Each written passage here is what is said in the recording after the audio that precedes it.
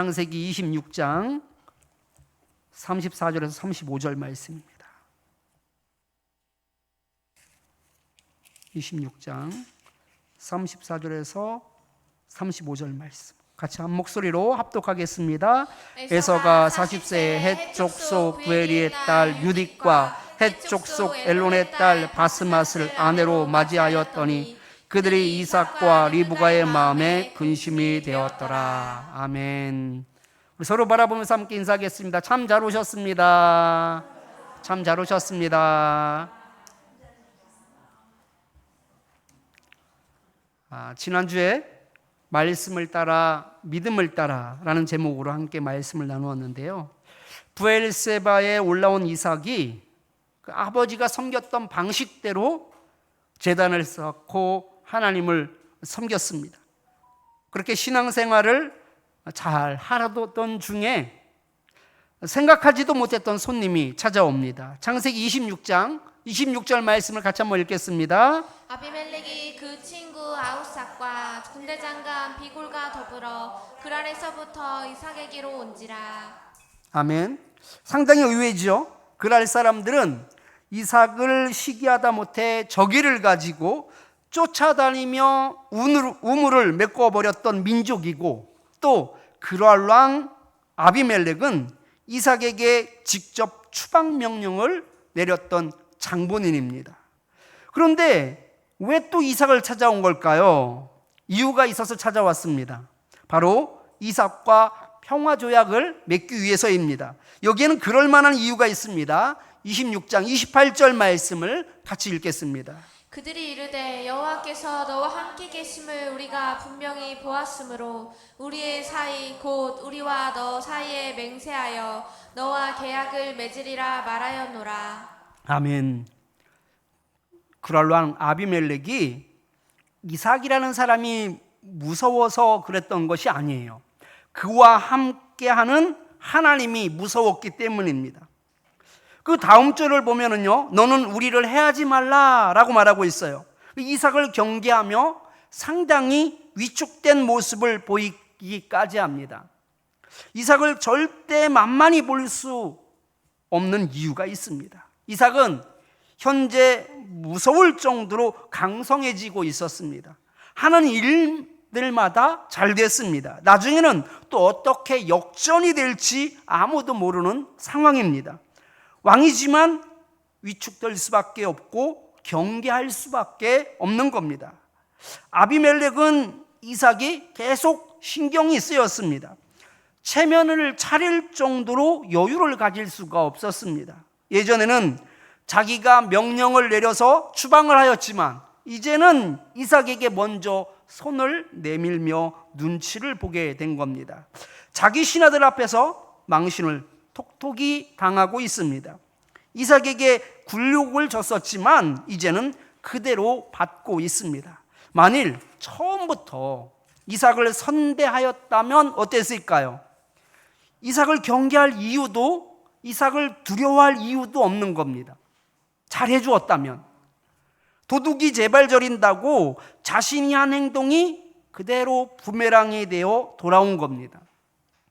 결과적으로 아비멜렉이 이런 부끄러움을 당하게 된 것은 순전히 사람들에게 잘 보이려고 이삭에게 추방 명령을 내렸기 때문입니다. 이처럼 사람들의 감정에 편승해서 잘못된 결정을 하는 경우가 얼마나 많은지 모릅니다.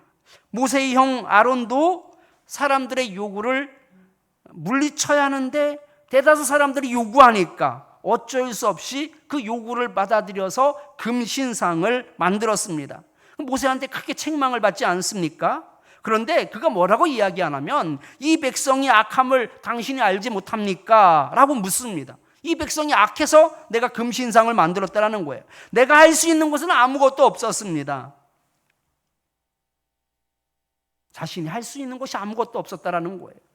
그럼 핑계만 대고 있는 모습을 보게 됩니다. 신앙생활을 하다 보면 어쩔 수 없는 일들이 생기곤 합니다. 그러나 누구나 금송아지 우상을 만드는 것은 아닙니다.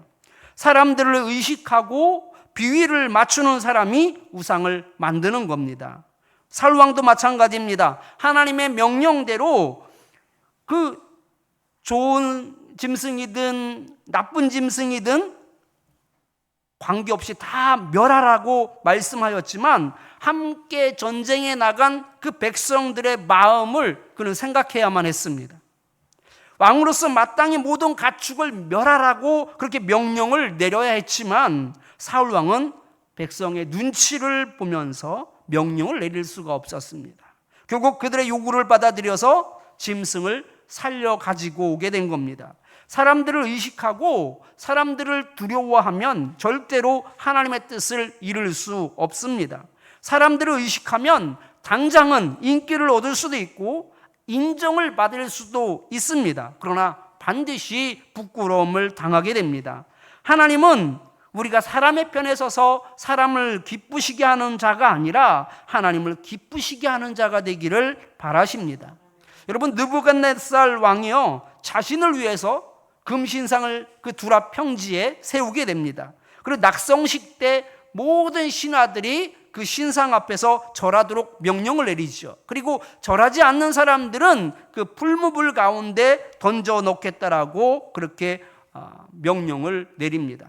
그 명령을 듣고도 이 다니엘의 세 친구였던 사드락과 메삭과 아벳느고가요 낙성식 때 참여하지 않아요.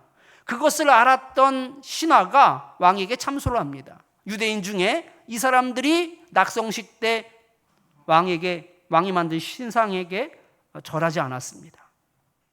법대로 하면 어떻게 해야지 되는 거예요? 불문불에 던져야지 되는 거예요. 그런데 이 느부갓네살 왕이 이 다니엘의 세 친구를 너무나 아꼈습니다. 그들을 불러요. 그래 한 번의 기회를 더 줍니다.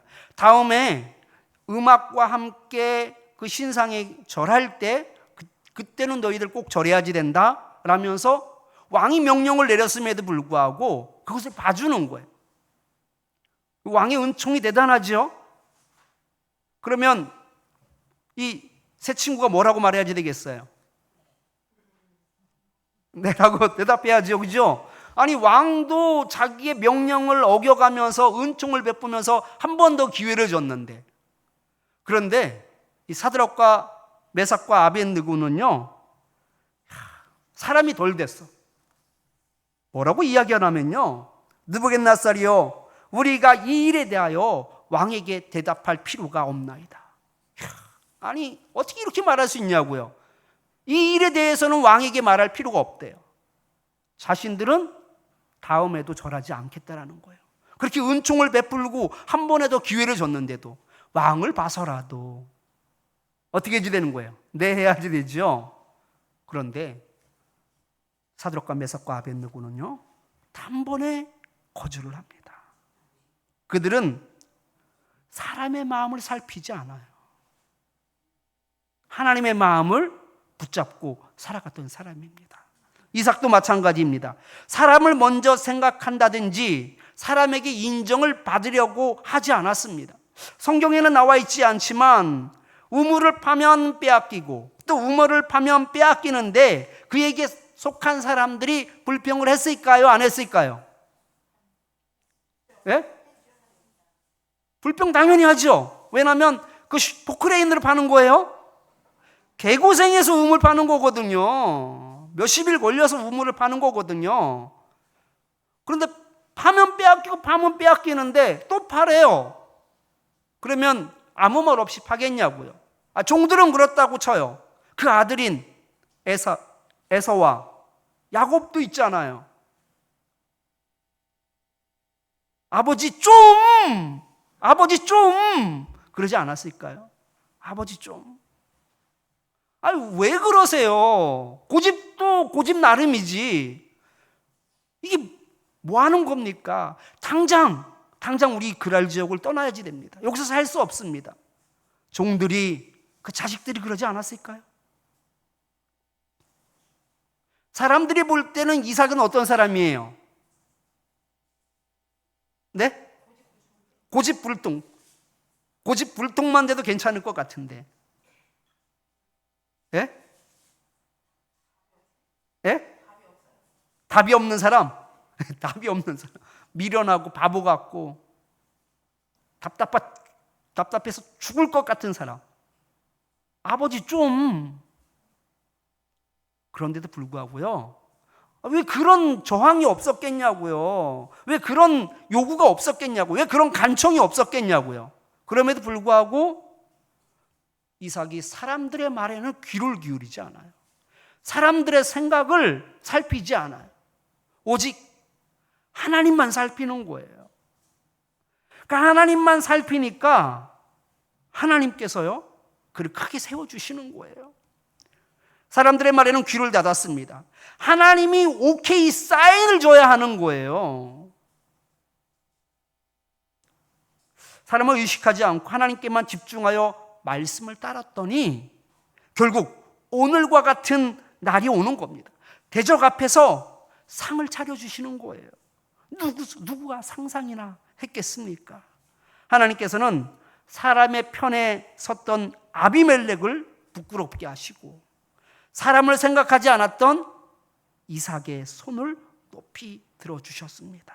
우리 참빛교회 성도님들이 이처럼 사람을 의식하고 사람을 생각하는 것이 아니라, 사람에게 호응하는 것이 아니라 하나님께만 집중할 수 있는 저와 여러분들이 다 되어서 하나님께서 대적 앞에서 상을 차려주시는 그 은혜를, 그 인생을 경험할 수 있기를 축원합니다. 오늘 우리에게 주신 하나님의 말씀은 신앙에 대해 고민합시다입니다. 우리 서로 바라보면서 함께 인사하겠습니다. 신앙에 대해서 고민합시다. 본문은 한 시대의 주역이었던 이삭의 행적을 이제 마무리하면서 자연스럽게 그 언약의 계승자인 그 야곱의 인생을 조명하는 방식으로 이야기가 전개되고 있습니다. 그 바뀌는 그 과도기에 잠깐 에서의 행적에 대해서 짧게 기록한 말씀이 오늘 본문 말씀입니다. 에서가 40세에 헷 족속 부에리의 딸 유딕과 또 엘론의 딸 바스맛을 아내로 맞이했다라고 말씀하고 있어요. 그런데 이 일로 말미암아 이삭과 리브가의 마음에 근심이 되었다라는 것입니다. 여러분, 헷 족속은요, 가나안 7족속 중에 한 족속이에요. 가나안 7족속을 이야기할 때 헷 족속을 먼저 거론할 정도로 아주 중요한 족속 중에 하나입니다. 다시 말해서 에서는 가나안 지방의 여자를 아내로 맞이한 거예요. 우리가 그 이삭의 결혼 과정을 우리가 잘 보지 않았습니까? 그런데 에서의 결혼은 그 아버지 이삭과는 완전히 대조적입니다.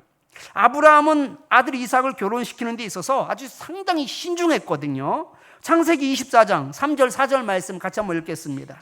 내가 너에게 하늘의 하나님 땅의 하나님이신 여호와를 가르쳐 맹세하게 하노니 너는 내가 거주하는 이 지방 가나안 족속의 딸 중에서 내 아들을 위하여 아내를 택하지 말고 내 고향 내 족속에게로 가서 내 아들 이삭을 위하여 아내를 택하라.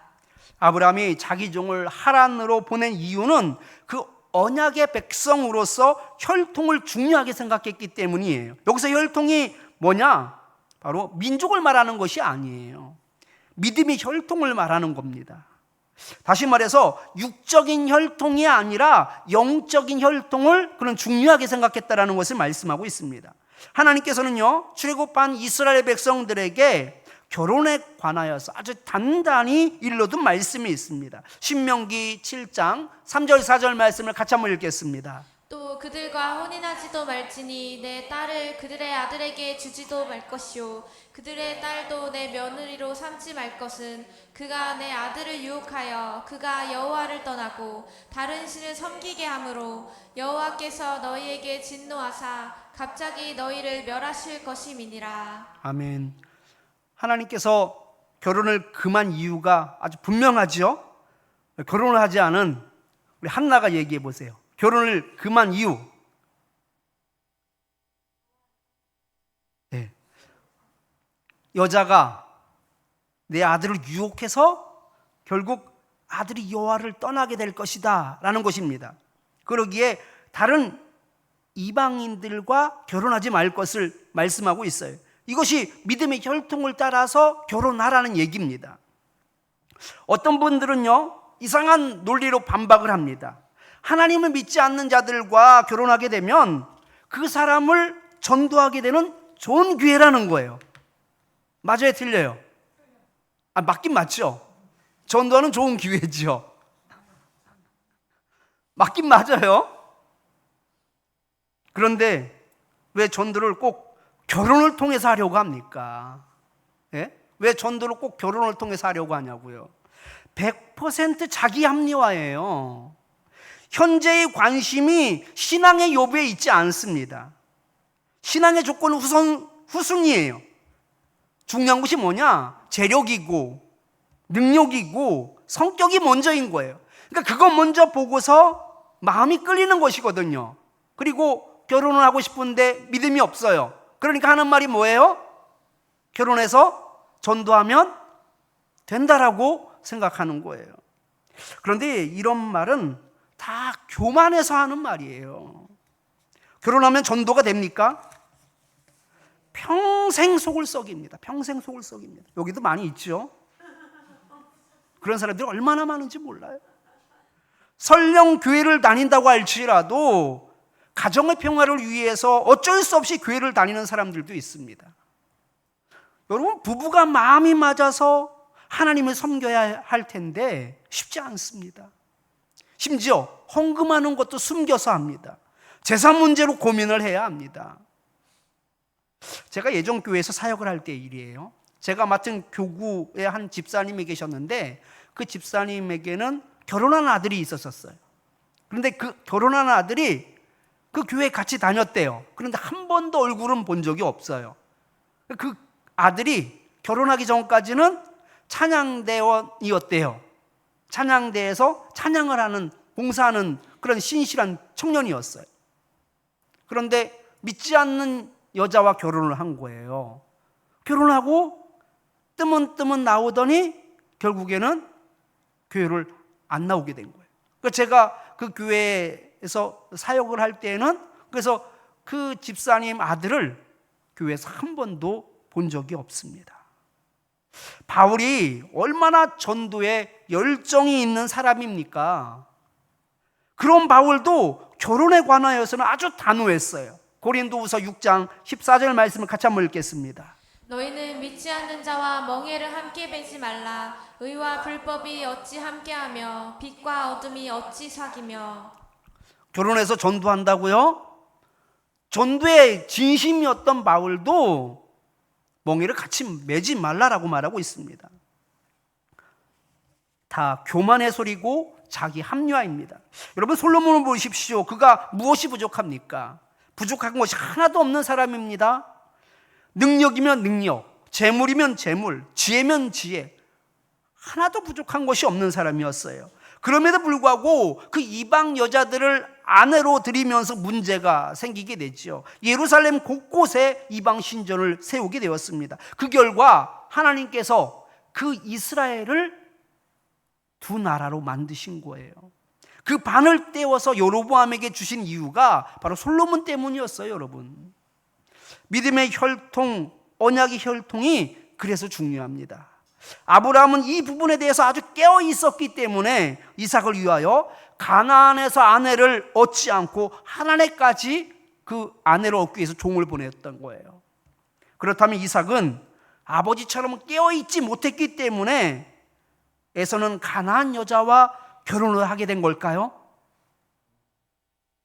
그런 걸까요?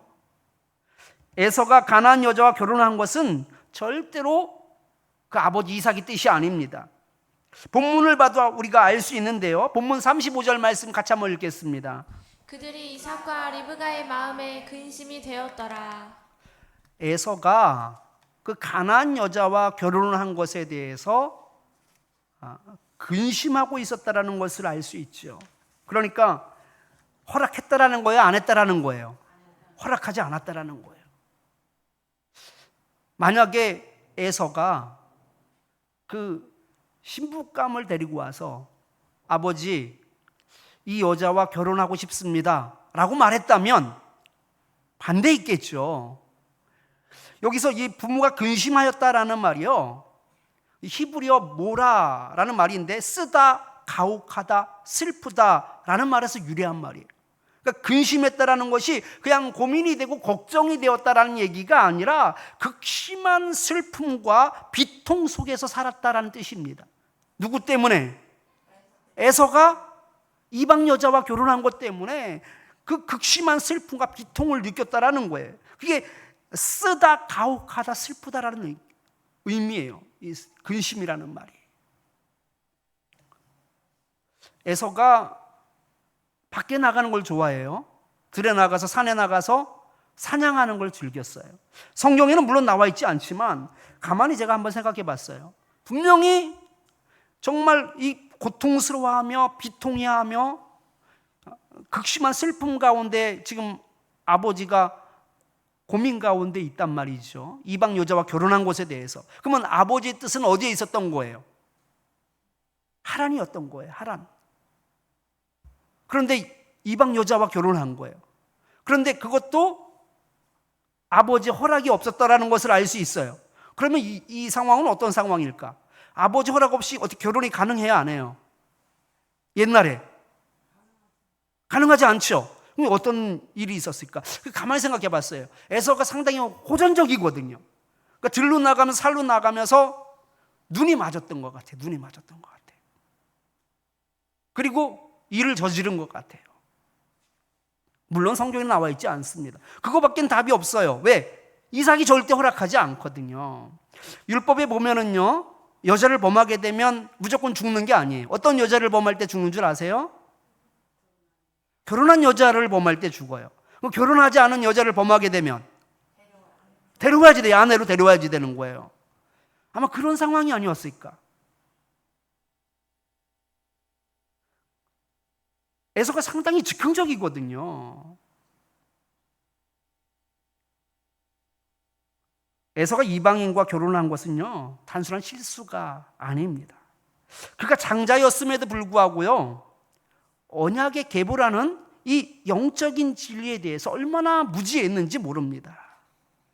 예전에는 팥죽 한 그릇에 이 장자권을 쉽게 팔지 않았습니까? 이번에는 세상적인 잣대를 가지고 즉흥적으로 결혼한 거예요. 이 모든 것이 에서의 상태를 잘 대변하고 있습니다. 영적인 것을 사모하고 영적인 것을 위하여 사는 사람이 절대로 아니었다라는 거예요. 눈앞에 보이는 것에 집착을 하고 또 그것에 마음을 빼앗기고 살았던 사람입니다. 아버지 입장에서는 믿음의 계보를 이을 장자인데 얼마나 한탄스럽겠습니까? 여러분은 에서를 보면서 어떤 생각이 드십니까? 참 단순하고 어리석다라는 생각이 드십니까? 그런데 우리가 바로 이 에서와 같은 삶을 살고 있습니다. 에서를 한번 보십시오. 신앙적인 것을 생각하기보다는 당장 먹는 것이 더 중요했던 사람이에요. 신앙적인 것을 생각하기보다는 당장 마음을 끌어당기는 여자가 더 눈에 들어왔던 사람입니다. 우리도 에서처럼 눈에 보이는 것이 전부인 양 그것을 얻기 위해 애쓰고 있지는 않습니까? 이해하고 들으세요. 저는 김영순 집사님을 볼 때마다 참 대단하다는 생각이 들어요. 요즘 들어서 시간이 날 때마다 오전이든 또 저녁이든 차편이 마련되면 와서 여기서 기도를 하고 가요. 편하고자 하는 것은 만국 공통입니다. 그런데 애써서 교회에 나와서 기도를 하고 가는 거예요. 여러분, 기도할 수 있는 방법은 여러 가지가 있습니다. 그 중에서 가장 불편한 방법이 뭘까요? 네? 성전에 나와서 기도하는 거겠죠. 그런데 가장 불편한 방법을 선택해서 교회에 나와서 기도를 하는 거예요. 그 이유가 무엇이겠습니까? 하나님 위주로 생각했기 때문인 거예요. 물론 집에서 기도하는 것이 의미 없다라는 거 절대 아닙니다. 집에서 기도하는 것도 너무나 귀하고 너무나 귀합니다. 그런데 여기서 김영수 집사님은 한 발자국 더 나아가더라고요. 여러분, 예배를 유튜브로 드리는 것으로 착각하고 살아가는 사람들이 얼마나 많은지 모릅니다. 점점 편한 걸 생각하게 되는 거예요. 여러분 속지 마십시오. 여러분 바울은 전도에 열심이었고 전도에 진심이었지만 그 예배드리는 그 오순절, 그 맥추절을 위해서 그렇게 급하게 예루살렘으로 갔던 것을 보게 됩니다. 왜? 편하게 그 날짜에 회당에서 예배드려도 되잖아요. 그런데 모이기를 원하시는 그 하나님의 뜻에 따라서 그런 열심으로 예루살렘까지 갔던 거예요. 하나님 그거 모르시겠어요? 그 흩어진 유대인들이 왜 절기 때마다 예루살렘에 모여서 예배드리는 것을 하나님께서 기뻐하셨겠습니까? 그 마음을 하나님께 드리는 거거든요. 유튜브를 드리는 것이 그래서 고민이 되기도 해요. 여러분 유튜브는 예배가 아니에요. 착각하지 마세요. 유튜브는 예배가 아니에요. 하나님께 나와 예배드려야지 되는 거예요. 더 편한 방법을 선택하는 것이 아니라 하나님 편에서 하나님이 기뻐하실 것을 선택하는 거예요. 그래서 저는 김용수 집사님 볼 때마다 얼마나 그 마음이 귀한지 몰라요. 그런 생각이 들어요. 하나님은 응답을 주실 수밖에 없겠다. 응답을 주실 수밖에 없겠다. 집에서 기도해도 너무나 귀한데 거기서 한 발자국 더 나아가서 하나님 편에서 생각해서 하나님께 나와 예배드리는 그 모습이 내가 보아도 너무나 기특하고 너무나 아름다운데 우리 하나님은 어떻게 생각하실까라는 것을 생각해 보았습니다. 여러분 영적인 것을 사모하고 영적인 것을 선택하는 인생은 절대로 잘못된 길로 가지 않습니다. 지금은 비록 늦게 가는 것 같아도 바르게 가고 있는 거예요. 다윗을 보십시오. 다윗은 사울 왕을 피해서 도망 다니는 중에 거주지가 노출되면서 죽을 뻔한 적이 여러 번이 있었습니다. 그때마다 하나님의 은혜로 살아남게 된 거예요. 그러던 중 사울 왕을 죽일 수 있는 조로의 기회가 오게 됩니다. 그때 다윗의 부하가 뭐라고 이야기해요? 저에게 맡겨주십시오. 2번의 실수도 없습니다. 단 한 번이면 제가 해치울 수 있습니다. 제가 하겠습니다라고 말을 하죠. 그런데요, 다윗이 그것을 허락하지 않아요.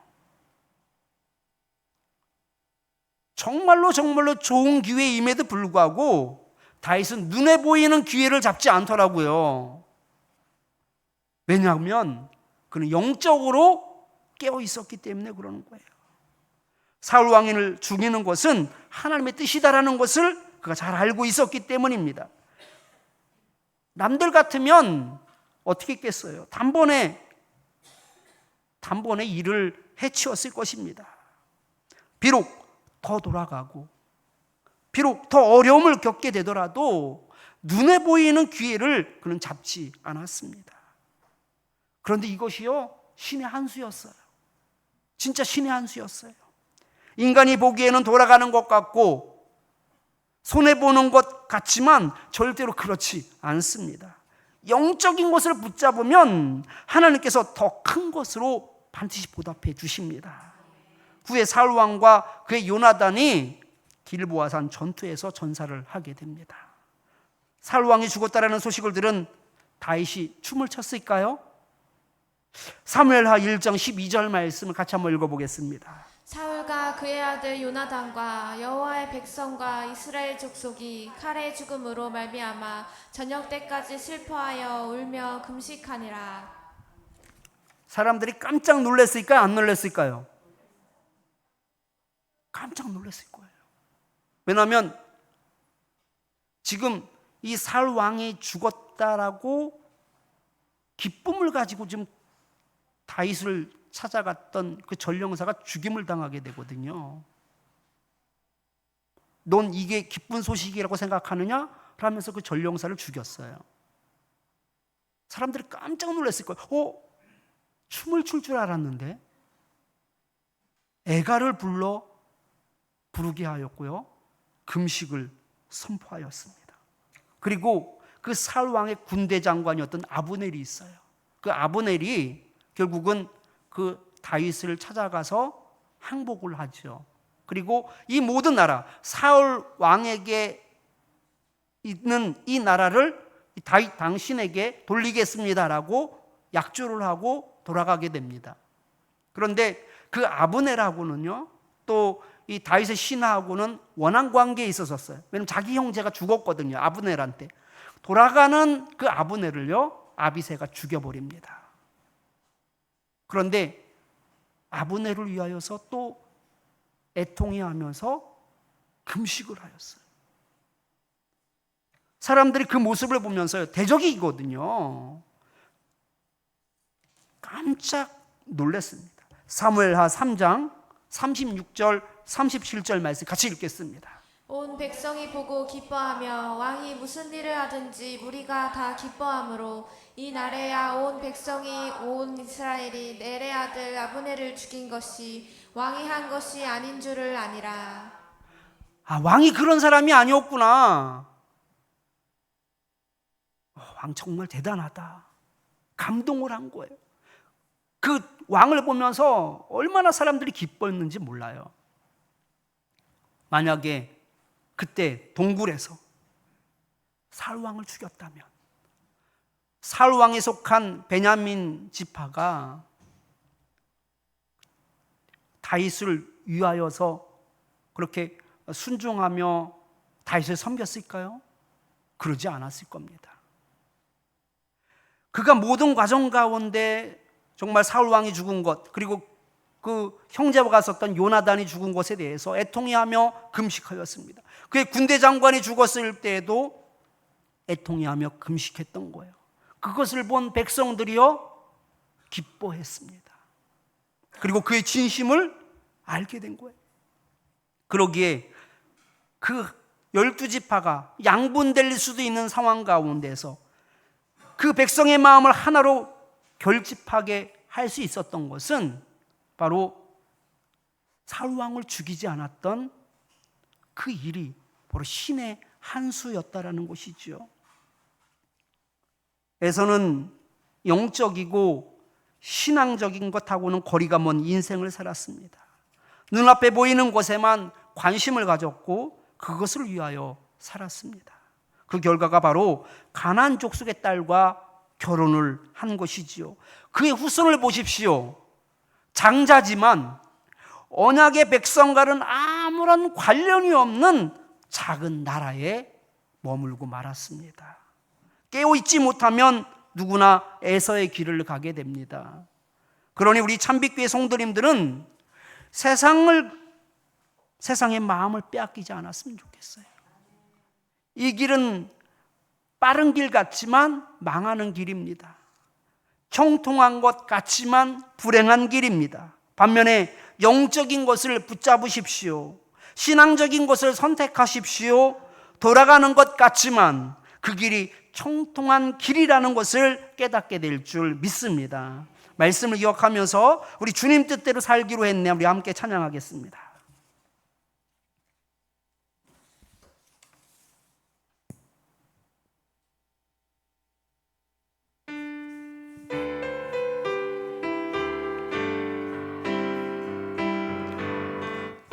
주님 뜻대로 살기로 했네. 주님 뜻대로 살기로 했네. 주님 뜻대로 살기로 했네. 뒤돌아서지 않겠네.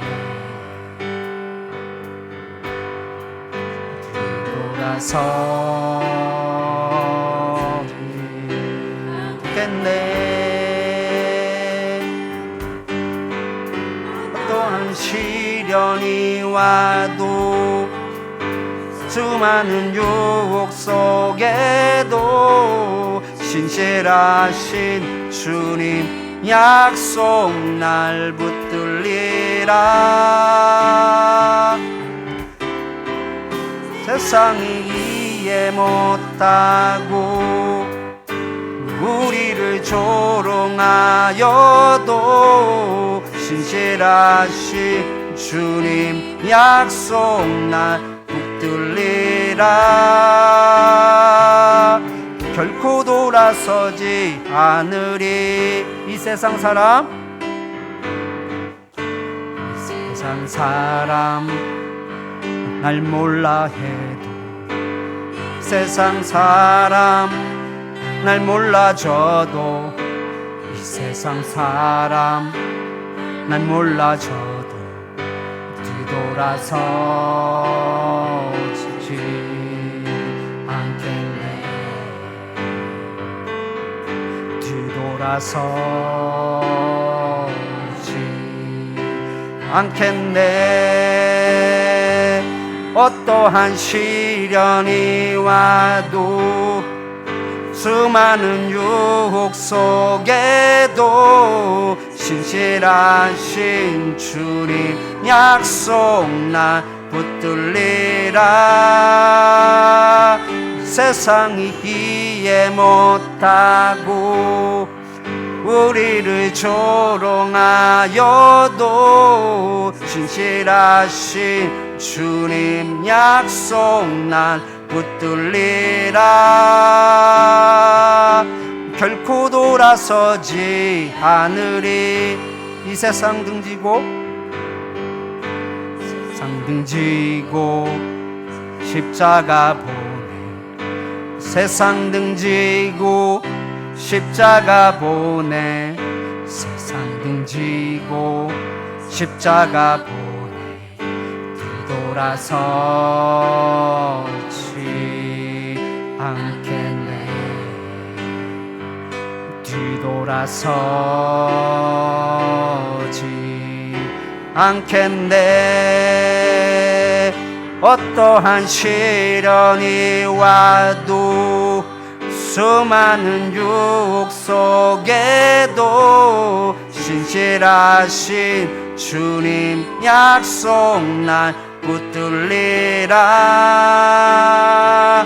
세상이 이해 못하고 우리를 조롱하여도 신실하신 주님 약속 난 붙들리라.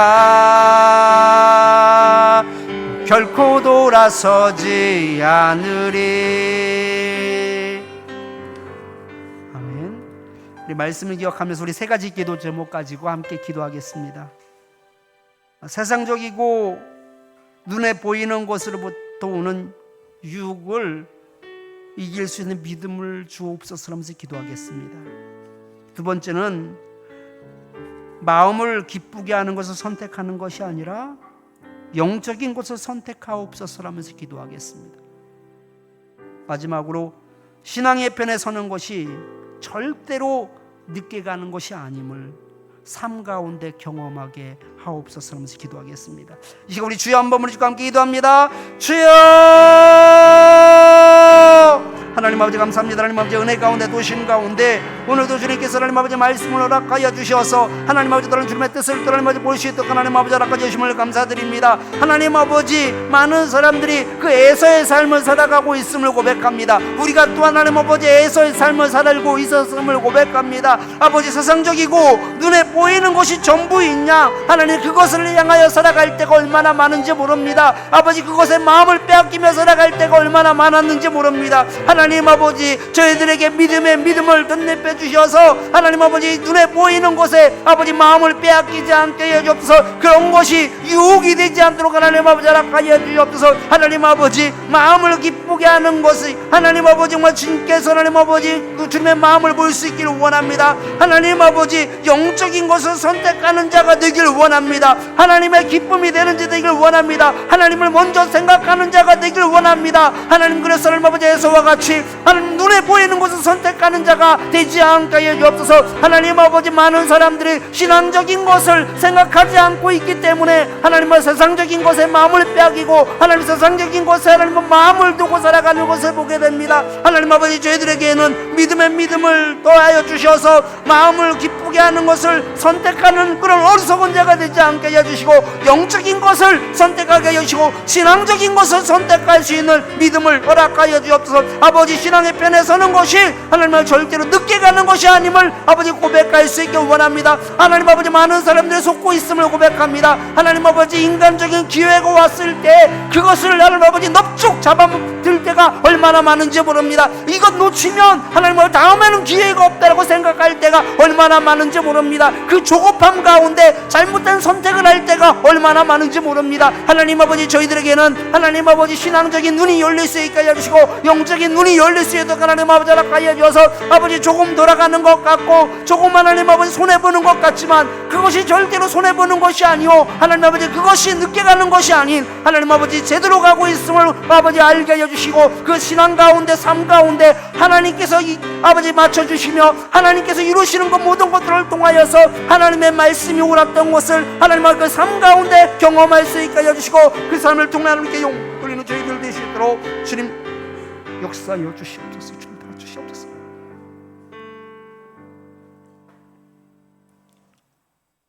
하나님 아버지, 에서는 믿음의 계보를 잇는 장자였음에도 불구하고 영적인 것에는 하도 관심을 보이지 않으며 눈에 보이는 것을 쫓아갔던 것을 보게 됩니다. 마음에 드는 것을 쫓아갔던 에서의 모습을 보게 됩니다. 하나님 아버지, 저희들이 하나님을 믿는다고 말을 하면서도 우리의 관심이 하나님의 것이 아닌 세상의 것에 있지는 않는지 돌아볼 수 있게 하여 주시옵소서. 그것을 더 집착하고 그것을 위하여서 땀을 흘리며 그것을 위하여서 살아가고 있지는 않는지 돌아볼 수 있게 하여 주시옵소서. 세상의 것에 눈이 멀었던 에서는 결국 이방 여자와 결혼을 함으로 말미암아 그 부모에게 큰 근심이 되었던 것을 보게 됩니다. 하나님 아버지, 저희들이 이 세상을 바라보면서도 유혹에 넘어가지 않도록 믿음을 도하여 주시옵소서. 은혜를 베풀어 주시옵소서. 그리하여 세상의 것에 혹하는 어리석은 자가 되지 않게 하여 주시고 그것을 붙잡는 어리석은 자가 되지 않게 하여 주시옵소서. 신앙의 것을 붙잡을 수 있게 하여 주옵소서. 편한 길을 선택하는 것이 아니라 하나님의 방법을 선택하는 자가 되게 하여 주시고 하나님의 마음에 드는 자가 되게 하여 주시며 하나님의 기쁨이 되는 저희들 될 수 있게 하여 주옵소서. 그것이 때로는 우리의 마음을 흔들 때가 얼마나 많은지 모릅니다. 아버지, 그 기회를 놓치게 되면 아버지 하나님, 우리가 손해보는 것 같은 그런 두려움이 들 때가 얼마나 많은지 모릅니다. 눈에 보이는 것 그거 놓치게 되면 하나님 돌아가는 것 같은 마음이 들 때가 얼마나 많은지 모릅니다. 그것 때문에 아버지 하나님, 우리 마음 가운데 요동을 칠 때가 얼마나 많은지 모릅니다. 주님, 저희들에게 심지가 견고한 믿음을 허락하여 주셔서 하나님은 그런 것으로 인하여서 하나님 마음이 흔들리지 않게 하여 주시고 마음이 요동치지 않게 하여 주시며 마음을 빼앗기지 않게 하여 주시며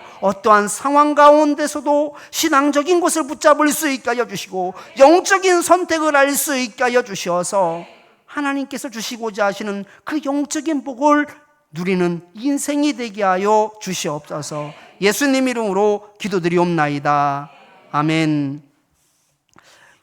예수님께서 가르쳐 주신 기도로 예배를 마치겠습니다. 하늘에 계신 우리 아버지여, 이름이 거룩히 여김을 받으시오며 나라의 마옵시며 뜻이 하늘에서 이루어진 것 같이 땅에서도 이루어지이다.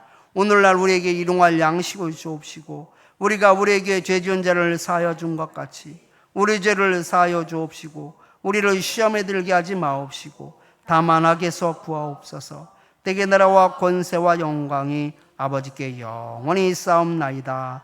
아멘.